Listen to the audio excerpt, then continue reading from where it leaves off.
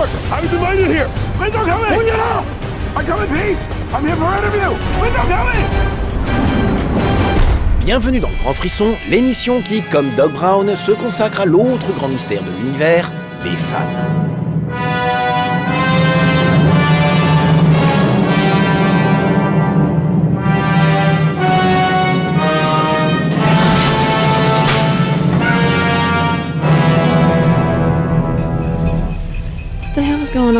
Nous débuterons avec Vice Versa, un film qui nous permet enfin de comprendre ce qui se passe dans la tête d'une petite fille. Puis nous enquêterons sur le passé trouble de Jezabel avant de goûter aux douceurs saphiques de The Duke of Burgundy. Enfin, en compagnie de Chris Pratt, Bryce Dallas Howard et Colin Trevorrow, nous dompterons les dinosaures de Jurassic World, qui, comme les vrais fans de la franchise le savent, sont toutes des femelles. It's just one of the many ways we're advocating for power, the power of femininity in this movie. Alors ouvrez grand vos yeux contre Titi von Optique et Asticote von Neuron.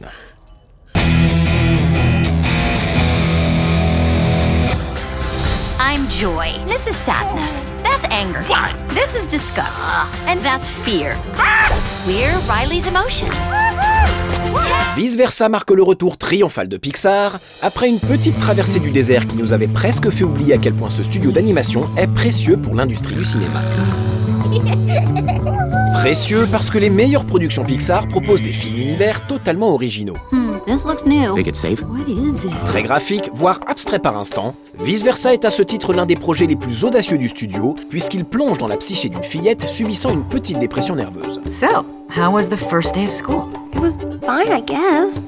I don't know. À la fois délirant et logique, l'univers de Vice Versa est en soi un exploit artistique. Group hug! You too, anger! Don't touch me. Pixar est également précieux car ce studio n'a pas son pareil pour camper des héros attachants aux personnalités fortes. Ce n'est pas le moindre exploit de Vice Versa, dont les protagonistes sont censés être la personnification d'émotions. Un concept casse-gueule, puisque le risque était grand de livrer des personnages unidimensionnels. When Pete pitched the idea, right away I knew that this was something really special. But I also knew it was going to be a very difficult movie to create because we wanted to create a movie about something that everyone in the world and everyone in the audience knows about but has never seen before. Le défi est remporté haut la main. Toutes les actions des émotions comme leur évolution à travers l'intrigue restent toujours cohérentes. Très érudit, Vice Versa s'apparente ainsi à une étude psychologique. We did a tremendous amount of research to get the details right and to understand what science and psychologists and everybody knows about emotions, memories, and the way that the kind of mind works. Not only helpful as for design and for the concept of the story, but for writing. If you know this character is all about fairness, for example, which is anger, then you know what to write for and what are the triggers for him as a character, and so it was very, very helpful. Breathe, find your happy place. Which I thought was very interesting was just the simple idea that the emotions have a job. I mean, that even, and I had never really thought of this, but that there's a reason why you have fear or anger, and joy, and even most mysteriously sadness and disgust, that they all have a specific reason, and that really unleashed the writing, I think, because that was the way we gave them jobs and created this sort of professional shorthand between them. Pixar est aussi un studio précieux parce qu'il a toujours assumé pleinement son médium en mettant l'animation au cœur même de son projet artistique. Après avoir livré des films donnant vie à l'inanimé et un chef-d'œuvre qui commentait la relation entre la marionnette et le marionnettiste, Vice Versa est une fascinante réflexion sur l'œuvre de l'animateur, le comportement de chaque émotion s'impactant sur la petite héroïne aux mimiques aussi discrètes que précises. We got to know Paul Ekman back on Toy Story when we were working on facial expressions, and he had done some great pioneering work. And micro-expressions, if you guys are familiar with that, are like the little telltale slips. Like as I'm looking and acting pleasant, I might just do like a little twitch somewhere that really tells you how I'm feeling. That's not micro.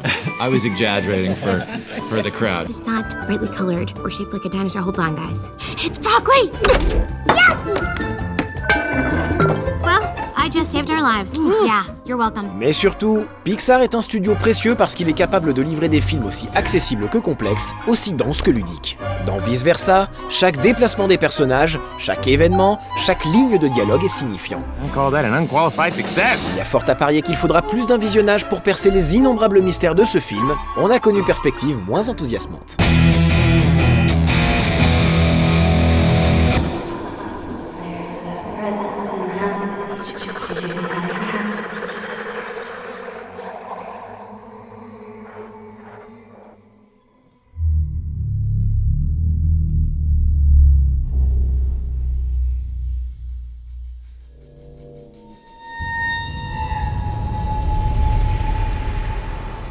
C'est avec méfiance que l'on a appréhendé Jezabel qui sort directement en DVD et Blu-ray.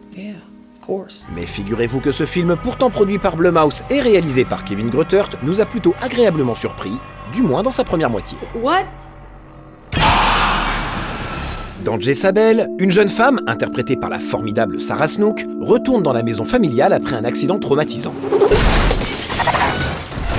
Contrainte de se déplacer en fauteuil roulant, elle va réveiller les fantômes enragés de son passé. L'économie de moyens avec laquelle est plantée l'histoire et l'ambiance putride du bayou rendent la première moitié du film accrocheur. What is that? Some kind of voodoo or something. Half the cemeteries in this parish are full of that kind of shit. On appréciera en particulier le dialogue à sens unique qui s'instaure lorsque l'héroïne découvre des cassettes sur lesquelles sa défunte mère a enregistré des messages qui lui sont destinés. She wants you out of the house.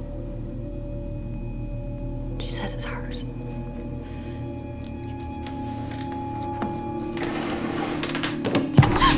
Oh Jesus, Dad, you scared the shit out of me. Malheureusement, Jezabel est rapidement rattrapée par les démons des productions Blumhouse.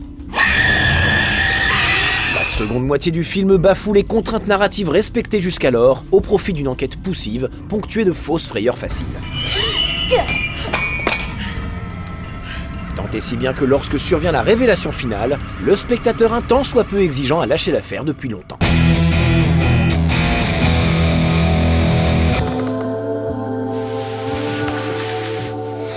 This is all I ever dreamed about.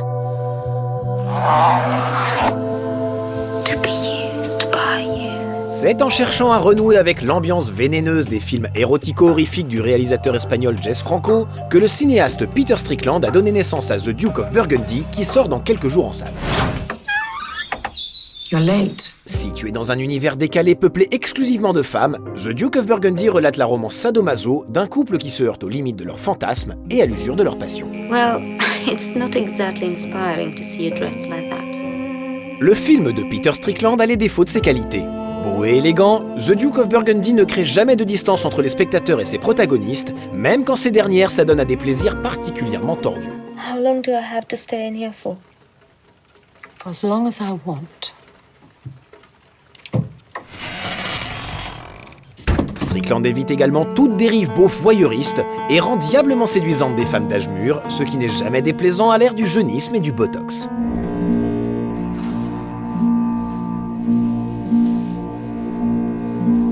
Mais à rester trop sage, Strickland finit aussi par lasser.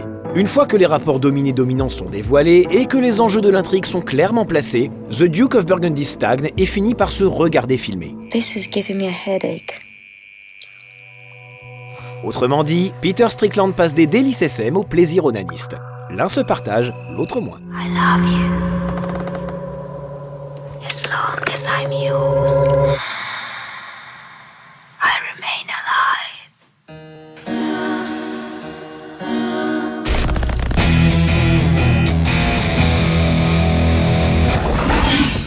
It's not about control. Stand down. It's a relationship. Based on respect. Tentant de raviver une franchise qui hibernait depuis 2001, Jurassic World est un blockbuster assez paradoxal. Yeah. Welcome to Jurassic World. Paradoxal déjà parce que le second film de Colin Trevorrow a beau être raté, il reste rempli de bonnes intentions. On saluera par exemple l'idée de faire des dinosaures les véritables héros du film. I felt, as you know, certainly as a fan of the first film, the dinosaurs are valid characters. They are just as important as the humans, and that was something that we start with very early, where you have, you introduce Chris Pratt's character, but you would introduce 4 other characters as well, and one that he's very close with and has a relationship with. And so I wanted to subvert the idea that it's just about the safety of the people and people just running away. It's, humans go on the offense in this movie, and dinosaurs and humans interact in a much more emotional way than I think they have. Très peu présent, le T-Rex devient même le challenger du final. The T-Rex is kind of like Rocky at the end. I knew that the arrival of the T-Rex is something that would be very satisfying for people, and it to me, and maybe I had a little bit of fun with it, but by sort of teasing it earlier on and not really showing it to you, I thought it would almost make people angry and frustrated, and they would want something. And to have something build and want it and then finally get it, I thought would allow for a moment of catharsis. Cette volonté de consolider les liens entre dinosaures et humains a conduit Colin Trevorrow à employer quelques marionnettes animatroniques, un choix atypique à l'époque du tout numérique. The scene I did with an animatronic was the Apatosaurus, which is dying in our arms, and that was very emotional. And you're holding the neck of this creature, which very much comes to life in your arms, you know, and to witness it dying is, you know, for me was very, very easy to go there and to be in the moment there. It was so defining for us to get to have that experience, because there was kind of, when the dinosaur was on set, there was sort of a hush. I mean, it felt so real, and it helped so much. I mean, I remember we performed this scene, and I left just thinking like, oh my gosh, there was hardly any work at all. We didn't have to do anything. We just had to respond to this dinosaur, and it influenced every other scene that we had with dinosaurs. Et même les images de synthèse ont été dès le tournage ancrées dans la réalité. They used these kind of body movement specialists, these guys that were the right size to play raptors. They did a great job in what is a very thankless role, because they'll be painted out and replaced with the raptors. But they were there to inform the animators where the shadows would be cast, what these things would look like, the formation that we wanted them to be in, and also to give us an eye line. And, you know, doing this against nothing, Delta, I see you. Back up. is one thing, but to do it against something that's moving towards you and to make it stop, and if it doesn't stop, to really make it stop, you know, like to have that real reaction, I think was very important. Hey, what did I just say? C'est également tout à l'honneur de Colin Trevorrow d'avoir apporté un soin particulier à son image, luttant pour tourner en pellicule, soignant sa superbe conversion relief et cogitant sur ce qui définit le style visuel de la franchise. There's a language to those movies, and it's a language that I wanted to adhere to, but not too much. Not to a point where it felt like the whole thing was an homage or it was some kind of carbon copy of it. It feels, you know, a bit like a hybrid between the Jurassic Park language and my own. You know, I often place, you know, multiple characters in the frame at once and look at people through prosceniums, through windows, and also, you know, that element, you know, of very intimate, you know, independent style filmmaking where we're just handheld very close up to faces, and, you know, when the boys are talking, something that is, you know, I didn't see that, you know, that hasn't been in any Jurassic Park movie. Enfin, même si cet aspect est pour le coup totalement raté, il y a ce désir de retrouver la dynamique des vieilles comédies américaines loufoques. I watched a film called African Queen. That to me was an assignment from Colin, was to watch that movie. I'd never seen it before, and that was when I really started understanding the pace between the two. You want to consult here or in my bungalow?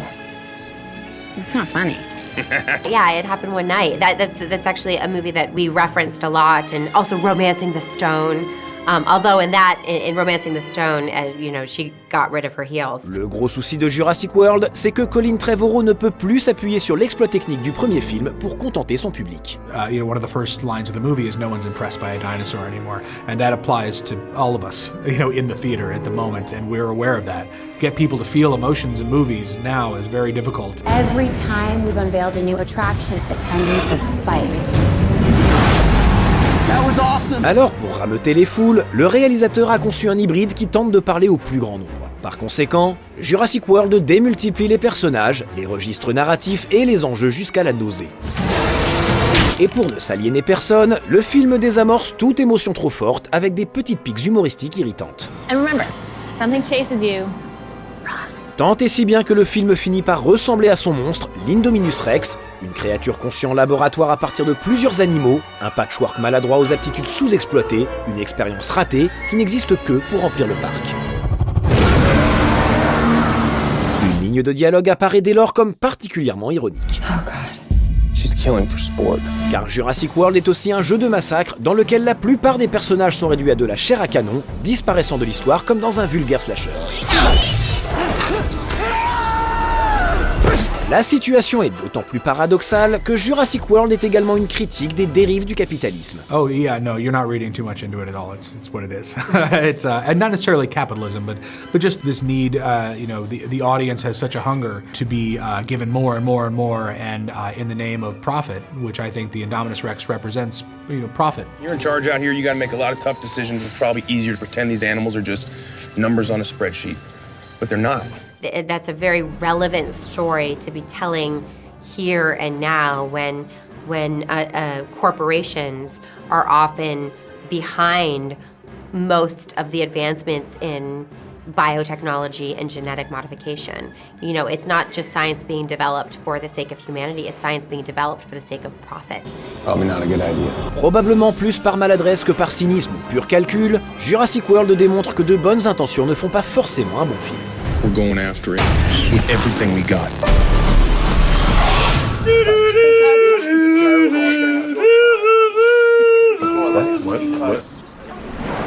What the fuck just happened? Et par souci de parité, terminons cette émission avec une petite injection de testostérone.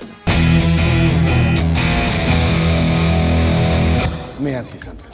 Now, don't take this the wrong way. You can ask me anything, Dave. Do you pee and poo? You've heard the stories, huh? Yes, I pee and poo. So you have a butthole? I've got a butthole and it's working overtime. Déclencheur de l'affaire à la fois absurde, instructive et inquiétante du piratage de Sony par apparemment le gouvernement nord-coréen, The Interview est pourtant une petite comédie qui n'en demandait pas tant. Bien plus travaillé que le précédent film signé Seth Rogen et Evan Goldberg, cette bromance qui voit deux journalistes américains médiocres chargés de tuer Kim Jong-un est au final plus potache que mordante, notamment parce qu'elle se concentre sur le tyran et ses assassins, sans jamais prendre en compte le peuple nord-coréen, les vraies victimes de cette innommable dictature.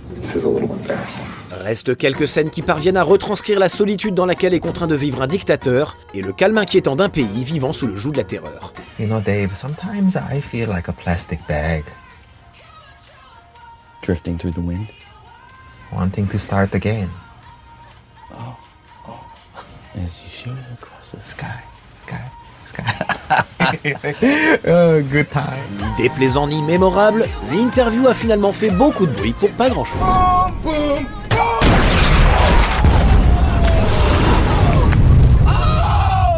shit! Fuck you, tree! 말이 안 돼! 갓나 새끼를 죽이라! Voilà, le grand frisson, c'est terminé pour aujourd'hui.